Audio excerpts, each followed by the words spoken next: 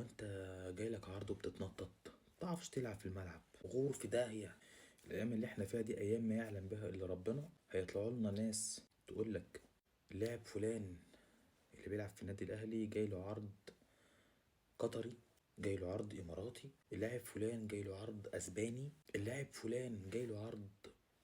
وهتفضل كجمهور وكمشجع لنادي الاهلي تسمع الكلام ده على اللعيبة. فهتبدأ انت كواحد من الجمهور بتخمم جواك ان انت تقول ايه؟ هو انت جايلك عرض وبتتنطط؟ متعرفش تلعب في الملعب؟ غور في داهية. وتبدأ تمشي في طريق انك تغلط في اللعيبة بتاعتك، تبدأ تطلع بره اطار التشجيع، تبدأ يتصدر ليك ان لعيبتك لعيبة اي كلام ولعيبة بتخذلك، وتبدأ انت تفضل تغلط وتشتم في اللعيبة، وهو ده اللي بيتصدر لك دلوقتي. فانت كواحد من جمهور النادي الاهلي، فانت قصاد انا مسؤول انك انت ما تمشيش ورا الرايجة ديت. فاهمني؟ انت واحد من جمهور النادي الاهلي، قدام عين انا مسؤول انك ما تمشيش ورا الرايجة دي، ما تتسقش.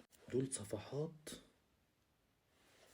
بخطين حمر احنا عارفينهم، عاوزين يصدروا لك مشاكل للفرقة وللعيبة ان انت تفضل تشتم وتغلط في اللعيبة بتاعتك. انا كلامي خلص. بكرة ان شاء الله في مباراة بكرة مهمة، الاهلي وسموحة. اتمنى التوفيق واتمنى الفوز للنادي الاهلي يفرح جمهور النادي الاهلي. والدوري لسه في الملعب، الدوري لسه في الملعب، وان شاء الله الدوري في الجزيرة.